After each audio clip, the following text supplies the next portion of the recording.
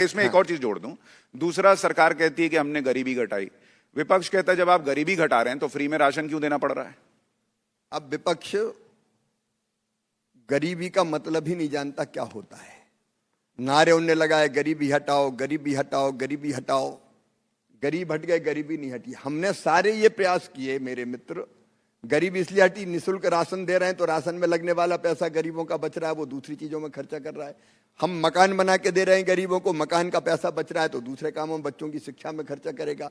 हम अकेला मकान नहीं दे रहे, मकान नहीं कहते, घर दे रहे हैं, उसमें पीने का पानी दे रहे हैं, नल कनेक्शन दे के, उजला रसोई गैस कनेक्शन देने का काम कर रहे हैं। हम फ्री में बिजली मिले इसलिए प्रधानमंत्री सूर्य बिजली घर योजना बना रहे हैं। एक नहीं, हम इलाज के लिए आयुष्मान भारत योजना लागू कर रहे हैं। हम ऐसे भी खाते में पैसे डाल रहे हैं। जब ये सारे प्रयत्न हुए तब 25 करोड़ गरीब गरीबी रेखा के ऊपर उठ गए। बिना कुछ किए थोड़ी उठ जाएंगे। अब कोई जादू का डंडा थोड़ी है कि कुछ करो ही नहीं और गरीबी रेखा के ऊपर गरीब चला जाए। उनने कुछ किया नहीं, वो केवल नारे लगाते रहे। हम ठोस काम कर रहे हैं। उसमें जब आप 2047 की बात करते हैं, विकसित भारत की बात करते हैं, आपका विजन 2047 में भारत के किसान को कैसा देखने का है? देखिए, मैंने बताया कि हमारी समस्या है छोटी लैंड होल्डिंग, और इसलिए हमने जो सपना देखा है और जो संकल्प किया है और जो रोड मैप बनाया है, हम इंटीग्रेटेड फार्मिंग पर जोर देंगे। मतलब केवल खेती नहीं, खेती तो करे और खेती में भी एक फसल नहीं, खाद्यान्न भी पैदा करे, फलों की खेती, फूलों की खेती, सब्जियों की खेती, औषधि खेती, लेकिन उसके साथ साथ पशुपालन भी। उसके साथ अगर किसी की रुचि है तो बकरी पालन, मुर्गी पालन, मछली पालन, मधुमक्खी पालन, मशरूम का उत्पादन, अलग अलग तरह की चीजें पैदा करने का काम करें। और ऐसा मैं कह नहीं रहा हूं, ऐसा कर रहे हैं, हमारे कई किसान कर रहे हैं ये। और उसके साथ साथ हम केवल उत्पादन नहीं, कच्चे उत्पाद का वैल्यू एडिशन कैसे करें, एग्रो फॉरेस्ट्री की तरफ हम कैसे जा सकते हैं। इस बार आप देखोगे काजू, कोको, कॉफी, अगर, चंदन, नारियल, कैश क्रॉप, जिससे और ज्यादा पैसा मिल सकता है, उसको प्रोत्साहित करने के काम हो रहे हैं। तो हमारा लक्ष्य है कि छोटी जोत के आकार में भी किसान ठीक फायदे की खेती कर सके। आधुनिक तकनीकी का इस्तेमाल, अब हम फार्मर आईडी बना रहे हैं, कभी नहीं बनाया पिछली सरकारों ने। आज 9 करोड़ 60 लाख लोगों की फार्मर आईडी हम बना चुके हैं। और फार्मर आईडी का फायदा क्या होगा? वो बैंक लोन लेने जाएगा तो किसी कागज की जरूरत नहीं, फार्मर आईडी बताए, सारे डेटा मौजूद है, 2 मिनट में उसको लोन मिल जाएगा। अगर उसकी फसल खराब होती है, वो केवल फोटो डाले तो उसका खेत का नंबर से लेके मिट्टी का प्रकार तक सब पता रहेगा, उसको सलाह मिल जाएगी। एक नहीं, ऐसे कई काम होंगे। तो हम आधुनिक टेक्नोलॉजी का इस्तेमाल, कम लैंड होल्डिंग में वो ज्यादा प्रॉफिट कैसे कमा सके, इसकी कोशिश, आधुनिक कृषि पद्धतियां, हम एआई का भी इस्तेमाल करेंगे, मशीन लर्निंग का इस्तेमाल भी करेंगे, हाइड्रोपोनिक्स से लेके कई नई पद्धतियां आ रही जिसमें ज्यादा जमीन नहीं लगती, कम जमीन में काम चल जाता है। तो आप जो ये विजन 2047 के लिए देख रहे हैं किसानों के लिए, क्या वहां तक पहुंचने के लिए आपको वो 3 कृषि कानून लगेंगे जो नहीं आ पाए? क्या वो आएंगे? देखो, हम केवल एक चीज से बंधे रहकर नहीं करते। ये करने के लिए हमने बाकायदा, जो मैंने बताया, रोड मैप बनाया है, उसकी योजनाएं हैं। जैसे पानी बचा के कम पानी में ज्यादा फसल करना है, और फर्टिगेशन भी आपको आसानी से करना है, तो अब हमने ड्रिप इरिगेशन शुरू कर दी। उसी में खाद मिला के डाल दो, पानी के साथ जड़ों में सीधे खाद मिल जाता है। तो इन सारे तरीकों का इस्तेमाल करते हुए हम करेंगे। आपको लोग कह रहे हैं कि जब से आप आए हैं उसके बाद से वो जो 3 कृषि कानून का विरोध करने वाले लोग थे वो भी नहीं दिख रहे हैं। आपने कुछ डील की है उनसे? हम तो प्यार की डील करते हैं भाई। स्नेह, प्रेम, आत्मीयता, संवाद से समाधान।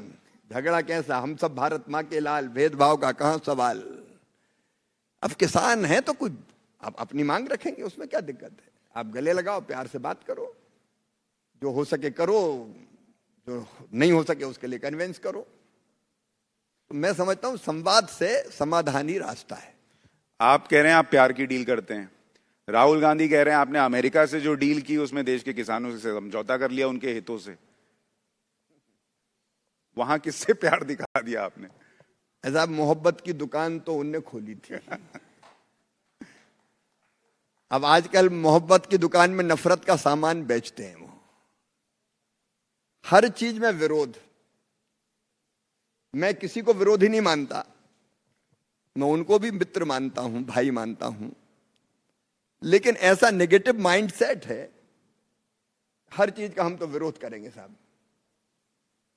और आपदा में अवसर देखना, ये मैं आलोचना के लिए नहीं कह रहा। देखिए, कुछ मुद्दे ऐसे होते हैं जिसमें सारा देश, पक्ष हो प्रतिपक्ष हो, आम सहमति बनाता है।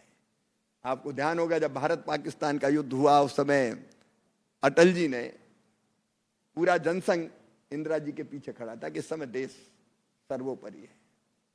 आपको यह भी ध्यान होगा कि जब संयुक्त राष्ट्र संघ में जरूरत पड़ी थी स्वर्गीय नरसिम्हा राव जी को, तो अटल बिहारी वाजपेयी जी विरोध में होने के बाद भी देश का प्रतिनिधित्व करने गए थे, लीड किया था उन्होंने प्रतिनिधि मंडल को।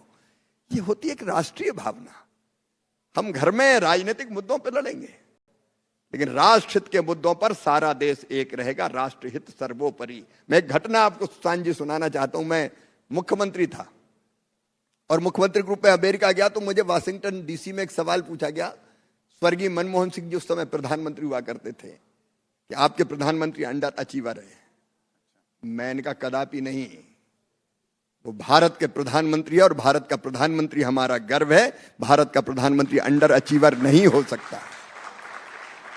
और मैंने गर्व से कहा अमेरिका में मैं ये कहूंगा कि हमारे प्रधानमंत्री अंडर अचीवर है।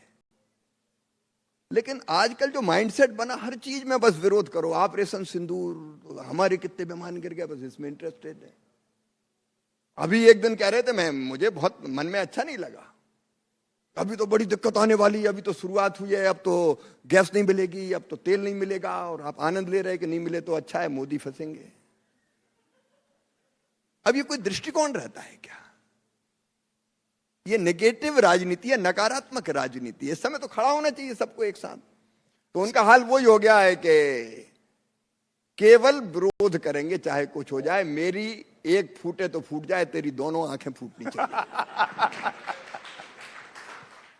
आपसे संसद में राहुल गांधी कभी टकराए, आपने उनको कुछ सलाह नहीं दी? आपने कहा इतना अनुभव है आपका, प्रशासनिक तौर पर कहूं और सार्वजनिक जीवन में कहूं, आपने उनको नहीं कहा कि ये थोड़ा चेंज कीजिए, कुछ बदलाव दिखेगा? मैंने तो पार्लियामेंट में उनको चर्चा में बोलते हुए मैंने कहा बिना मांगे सलाह दे रहा हूं मैं। और मैंने उनसे कहा कि वो हर चीज में मोदी जी का विरोध छोड़ दें, क्योंकि ये विरोध उनको कहीं का नहीं छोड़ेगा। विरोध के लिए देखिए आलोचना होनी चाहिए, लोकतंत्र में स्वस्थ आलोचना का स्वागत है। और मैं तो कहता हूं निंदक नीरे राखिए आंगन कुटी छबाए, बिन पानी साबुन बिना निर्मल करे स्वभाव। लेकिन हर चीज में केवल गाली देना है तो आपके बारे में सोच ये बन जाएगा कि आप तो विरोध के लिए विरोध करते हैं। सर, उनका विरोध अगर थोड़ी देर छोड़ भी दें, अभी देश के सामने एक बड़ा संकट आ गया। अमेरिका, ईरान, इजराइल लड़ रहे हैं, हम बीच में फंस गए।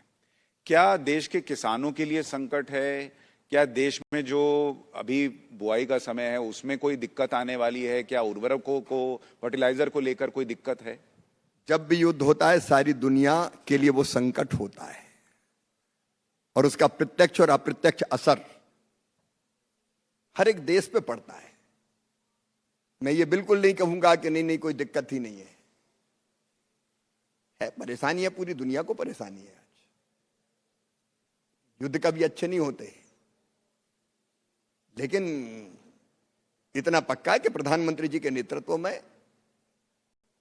हमने सारी योजनाएं बनाई है कि परिस्थिति अगर पैदा होगी, जैसे आप अगर आज की बात करें, मेरे पास फर्टिलाइजर का भारत सरकार के पास पर्याप्त स्टॉक है। कितने दिन का? हमें अभी कोई चिंता नहीं है, और आगे कैसे पर्याप्त बना रहे उसके लिए हम लोग योजना बना रहे हैं। क्योंकि जहाज नहीं आएंगे, बाकी दिक्कतें होंगी, तो मैं कहूंगा कोई दिक्कत ही नहीं, तो ये तो गलत होगा। लेकिन ग्रुप ऑफ मिनिस्टर्स बना हुआ है जो देख रहा है रास्ते सब, कहां मिलेगा, कैसे मिलेगा, कहां से आएगा।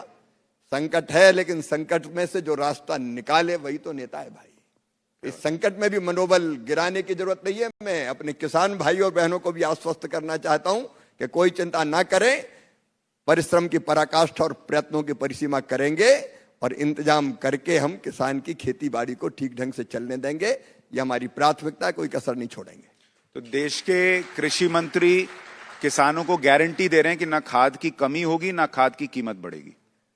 देखिए, मैंने कहा कि हम कोई भी प्रयत्न नहीं छोड़ेंगे। मैंने कहा संकट तो है, मैं ये कहूँ कि कुछ है ही नहीं है, हम तो चुटकी बजाएंगे और आ जाएगा, ये नहीं है।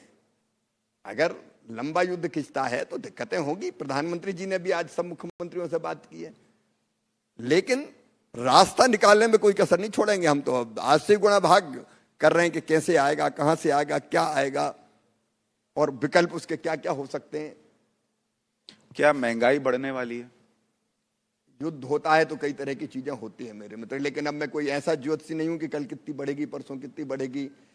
अब रोज टेलीविजन चैनल्स देखते हैं तो लगता है कि शायद आज खत्म हो जाए, फिर 5 दिन, फिर 10 दिन।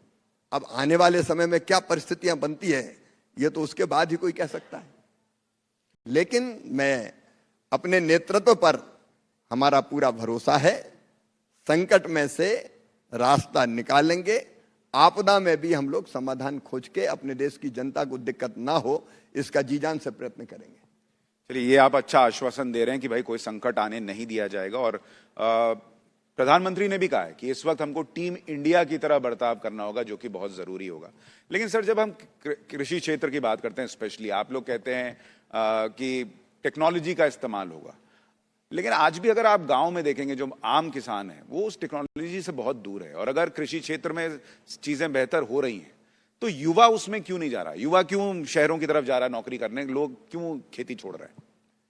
2 चीजें हैं मित्र। एक तो खेती पे जनसंख्या का बोझ इतना है कि उसको कम करना होगा। मैं कोई कृषि मंत्री होने के नाते मैं ये नहीं कह सकता कि वो बोझ कम करने की जरूरत नहीं। आज भी आपकी 46% से ज्यादा पॉपुलेशन सीधे खेती पर डिपेंड करती है।